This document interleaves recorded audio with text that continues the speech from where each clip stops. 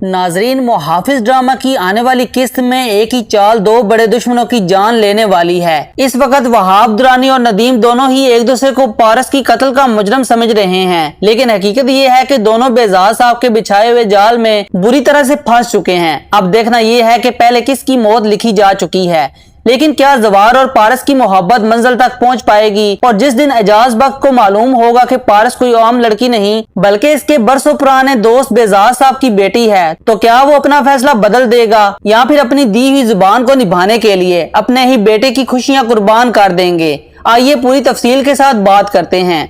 तो नाजरीन, आने वाली किस्त काफी ज्यादा जज्बाती होने वाली है। हम देखेंगे कि एजाज बख्त आधी रात के वक्त पारस को जवार के कमरे से निकलते हुए देख लेते हैं। ये मंजर इन्हें अंदर तक हिला देता है कि पारस दुश्मनों के निशाने पर है, लेकिन दूसरी तरफ आज तक इसने ये नहीं बताया कि पारस आखिर कौन है और किस खानदान से ताल्लुक रखती है। एजाज बख्त को अचानक एक और बात याद आती है कि इनके ऑपरेशन का सारा खर्च भी इस कंपनी ने उठाया था, जहाँ बेजाहिर जवार मुलाजमत करता था। लेकिन अब इन्हें अंदाजा नहीं होता कि जवार किसी कंपनी का मुलाजम नहीं बल्कि पारस का बॉडीगार्ड था। यानी जिस खानदान ने इन पर इतना बड़ा एहसान किया वो दरअसल पारस और इसका खानदान ही है। ये सब सोचकर एजाज बख्त फैसला करते हैं कि इससे पहले मामूलात हाथ से निकल जाएं, इन्हें फौरन कोई कदम उठाना होगा। इनके नजदीक आधी रात को पारस का जवार के कमरे से निकलना मामूली बात नहीं, और वो हरगिज नहीं चाहते कि कल अपने भाई के सामने शर्मिंदा हों, जिससे वो परसों पहले वादा कर चुके हैं कि रेशम इस घर की बहू बनेगी। इसलिए वो अगले ही दिन अपने भाई और भाभी को घर पर बुलाते हैं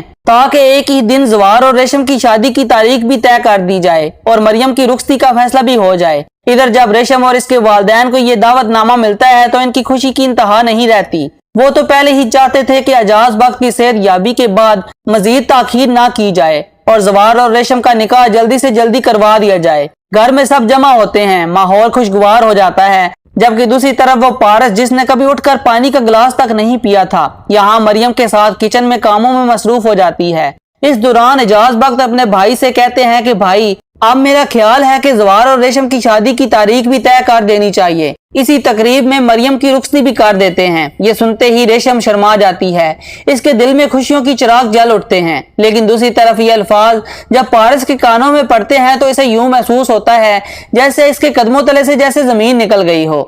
इधर जवार भी खामोश बैठा सब कुछ सुनता रहता है। वो जानता है कि अगर आज भी खामोश रहा तो शायद हमेशा के लिए पारस को खो दूंगा मैं। आखिरकार वो साहब के सामने खड़ा हो जाता है और साफ अल्फाज में कहता है, फिलहाल ये शादी नहीं कर सकता। ये सुनते ही पूरे घर में सन्नाटा छा जाता है। एजाज बख्त हैरत से अपने बेटे को देखते हैं, फिर शर्मिंदगी से अपने भाई की तरफ देखते हैं, क्योंकि इन्हीं की दावत पर सब लोग यहाँ पर जमा हुए थे। इधर रेशम पर तो जैसे क़यामत टूट जाती है।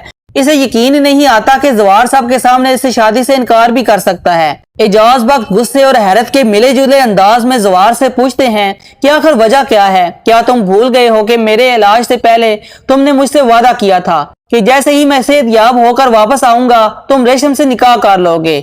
मैंने कभी सोचा भी नहीं था कि मेरा बेटा अपनी जुबान से फिर जाएगा।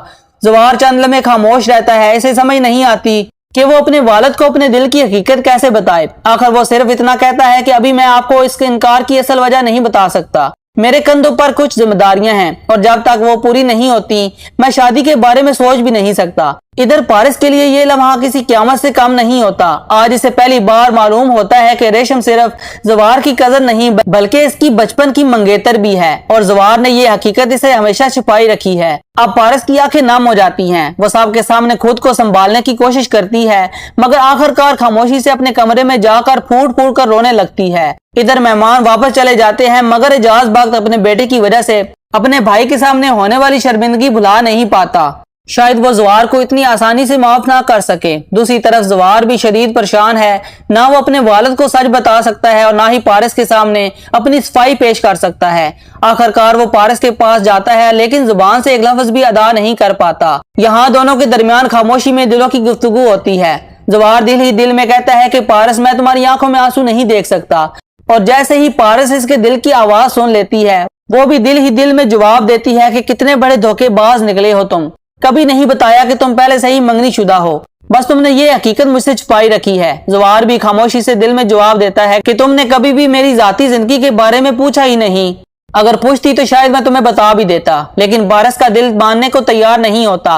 वो सोचती है कि ये सिर्फ बहाने हैं। तुम अपने घर वालों की हर बात मुझसे शेयर करते थे, फिर इतनी बड़ी हकीकत क्यों छुपाई? और वाकई नाजरीन, जब भी जवार ने रेशम का तारुफ करवाया तो बस इतना कहा कि वो इसकी कजन है। इसने कभी ये नहीं बताया कि रेशम इसकी मंगेतर भी है। अब लगता यही है कि एजाज बख्त अपने बेटे से सख्त नाराज हो जाएंगे कि जबकि रेशम भी पारस को अपनी सबसे बड़ी दुश्मन समझने लग जाएगी।